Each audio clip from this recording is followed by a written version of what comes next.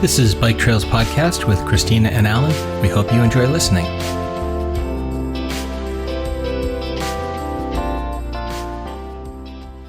So, Christina, how did you like that downhill we did yesterday? Ooh, what can I say? I've never done such a thing before. I was thinking, is it death or injury? Like we talk about it often. Yes, our game. Whenever we get near something, I always say, what do you think, death or injury? Yeah. So what did you think of the hill yesterday then? Definitely death, but Ellen, why don't we start from the beginning of the day? Okay, let's do that. So, we started our day in Garmisch. It was cloudy and a little bit rainy. It seemed like it was threatening rain at any minute, but we didn't really get a lot of rain. We started up the hill. This time we took a different route. In the past, when we've done this stretch to Mittenwald, we took a different route that's like more in the forest and not along the road. And it was much harder before. It was really lots of hills up and down for a very long time. And I always wondered, why do the cars have it so easy? Why can't they go up the hills and the bicycles have it easier? Well, we found the right route this time. We went up along the road. And it was quite strenuous, but it wasn't too bad. I totally agree. Last time when we did this, we were almost higher up than the ski jumping exactly. Schanze. And this time we saw it, but we were down along the road on a really well taken care of bike lane. Mm-hmm. And it was a constant going up, like from 2 to 6%. Yeah. And I think that was about 7 kilometers straight of that. And then it leveled out. We went down a bit. Yeah. It took over an hour, I think, for us to get up that constant hill. We were riding at the sprightly pace of 6 kilometers per hour. So I looked on my little Wahoo thing and it said between 4 and 7 kilometers an hour. But if I had done it quicker, then I wouldn't have made it. So that was good. I mean, and this different route, it was nice for us to see different things. It took us along the road, and then we had to go away from the road back into, the forest, and there was wonderful waterfall we saw, and the Isar River, I think it is, we saw there, right? Yeah.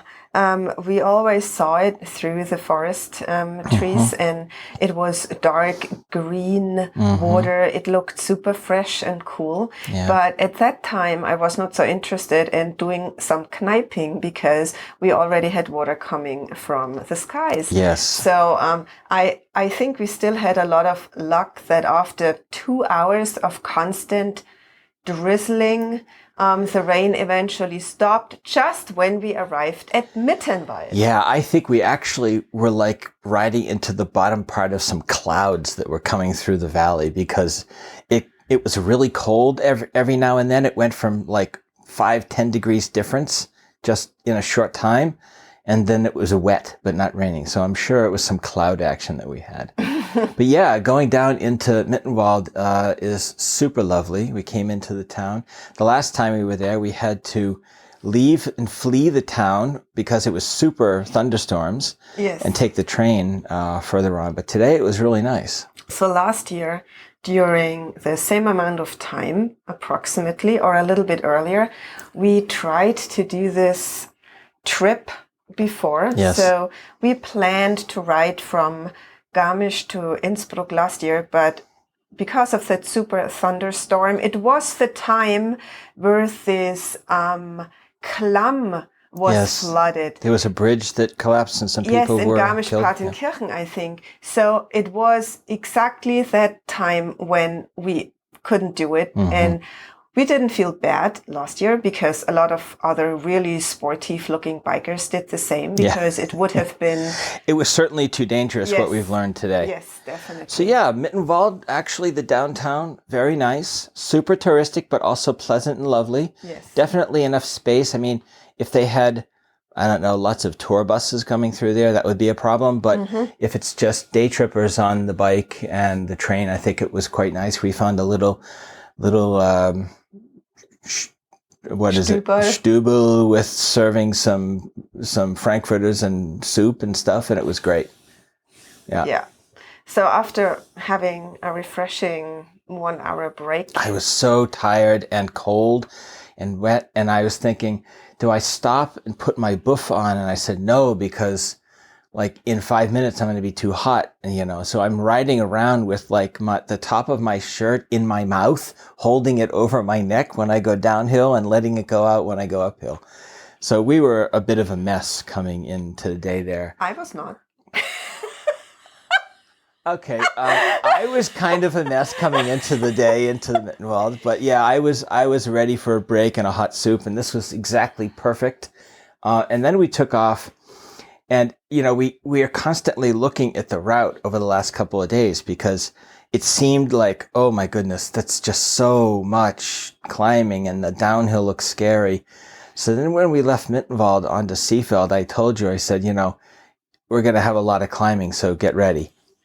And it was. Yeah. So the worst thing started in Scharnitz. Scharnitz, yeah. It's a tiny little town after Mittenwald, and I saw the sign Scharnitz Pass, and I thought, oh no, I if I have to do a pass street, I'm going to die immediately. Yes. So we didn't do the pass, but this constant, I felt like a gout on a bike, because it was constant going up, like 4, 5, 6%, long kilometers up to the Seefeld sign. Yeah. And I always do what I also did last year when we rode our bikes up to Rügen.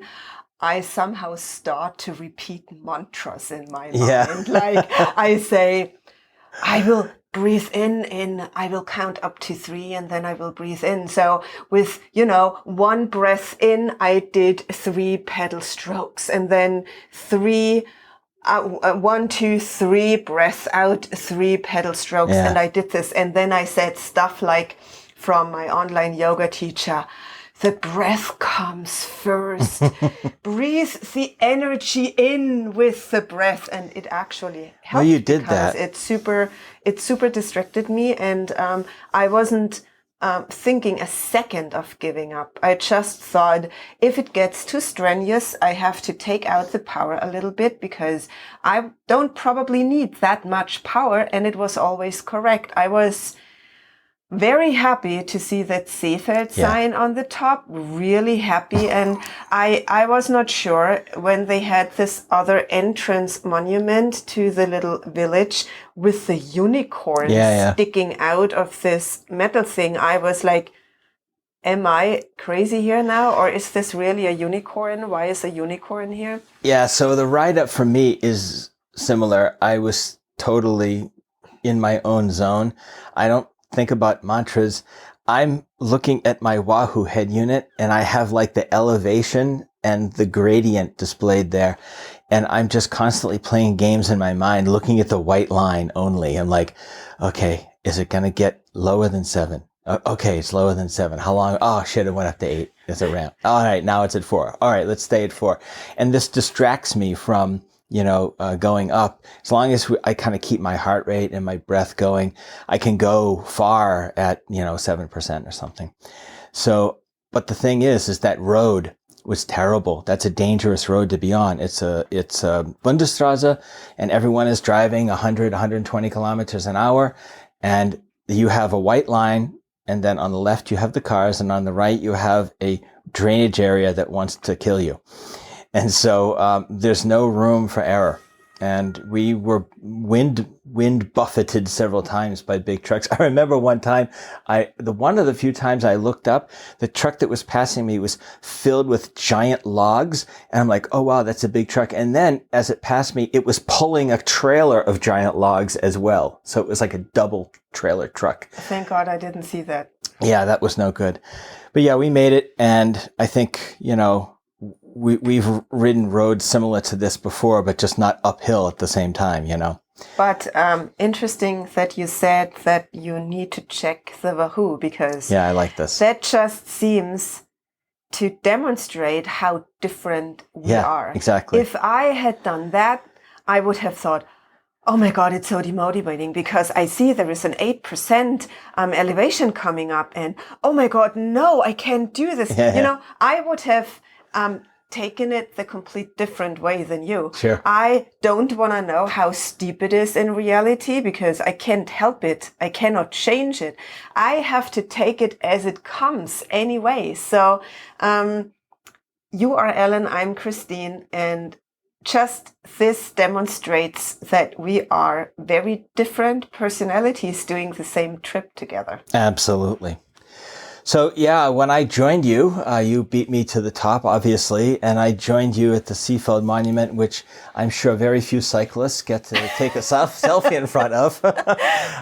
We didn't see not even one cyclist. So nobody. We were the only cyclists there. I think that would mean we're crazy, I think. Yes, I think we are crazy. So going down into Seefeld was a dream. It was all downhill, nice little town. And then we found a bistro cafe, had cake and coffee, fortified ourselves. And then I said to Christine, now the hard part starts, because we still had 4 kilometers to go up until we reached the very highest point of the day. And that was some very steep. It wasn't too long, but it was really steep, 10% in some places. And we got up to the top. And when I got up to the top, you were gone.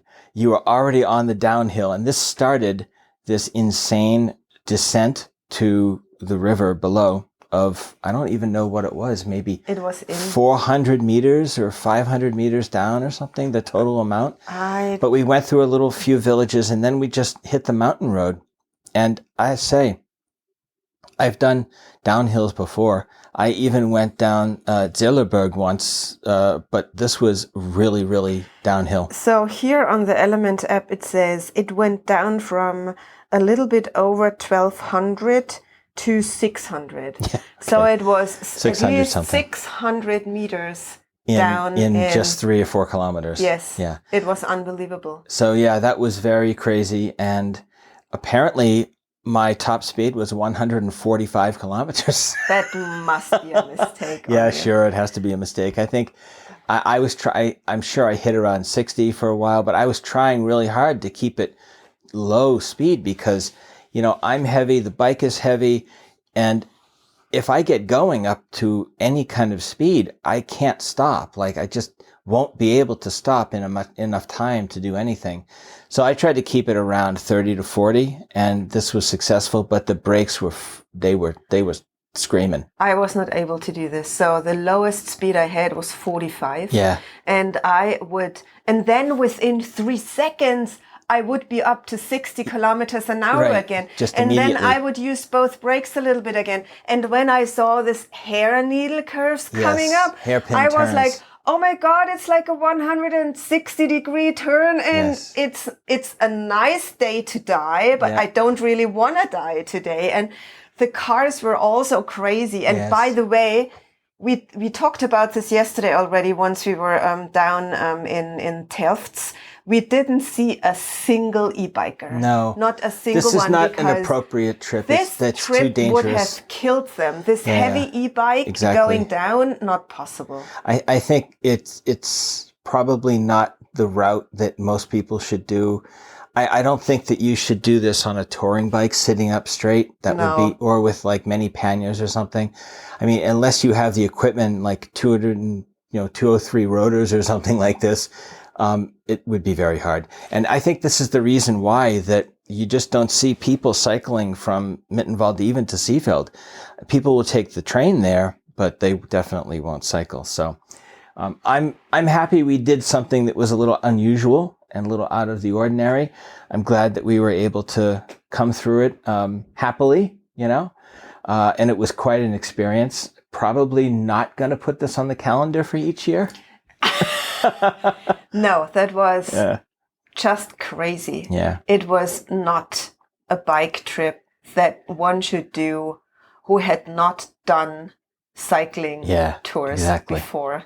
And I was also talking about this yesterday to do. So people actually should practice and train for bike trips, not like us, we decide, we read lots of things. We just do it we just do it spontaneously, We don't train for it, we think, we have average fitness, we are able to do it, and we are just fucking slow and it takes a while, but we always make it. And actually, I was super proud of us yesterday because I was thinking the whole 40 kilometers from Telfts to Innsbruck, where it was along it's about 27, but in the river. Yeah, it felt like 40.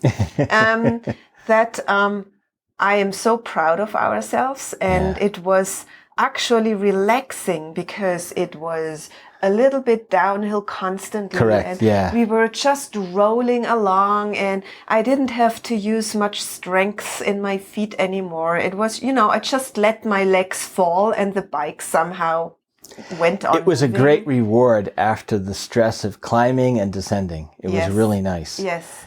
Yeah, so we went along the river, and it's, partially along the river, partially along with the highway and stuff.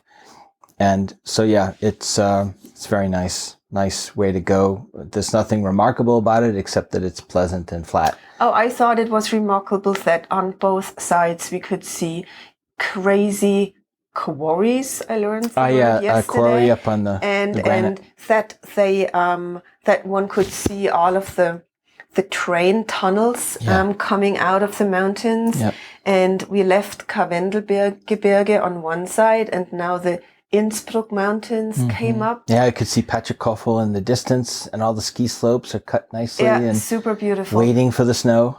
And then when coming in the city, we came by all of the student areas where there were amazing. Eventually student parties everywhere. Everyone was hanging out, and from coming down this very, very lonesome, from a cyclist point of view, the road, and then it was like bustling life somehow. Right. It's like we somehow cycled through a music festival. Yes, that was super great. Yeah, then we got into the old town. Our hotel is just on the edge of the old town, right on the bike path, and we arrived, and when we checked in, the woman asked us, would we like to have a reservation for a table outside? And I said yes. And she says, okay, when would that be? And I said, in 5 minutes. No, first you said, right now. And I said, no, not right now. Just reserve a time. And then she said, in a short time. Yes. 5 minutes. So we were down there, and that was really great. They had street music and had a nice table and just enjoyed dinner and hanging out and thinking about, today it's going to be a good day. Yeah. Just what we're going to do. So mission accomplished, Christina. Mission accomplished. We did it. We did it, and I partied it with super great Prosecco and wine and Austrian grappa together with you, my beloved husband. Thank you, my dear. And now we are going to do a relaxation day up on the mountain. Yes, we're going to go do a hike at Zerbenweg. We have a whole day off. Then we hit it hard tomorrow through Brenner Pass. So we'll see how that goes. I don't want to think about it right now. Yeah, it's not bad. This is the same stuff you said. It's fine. Before going up this terrible hill. You'll make it. It's fine. Yeah. All right, dear. That's it. Are you ready? I'm ready. All right. See you tomorrow. Yes.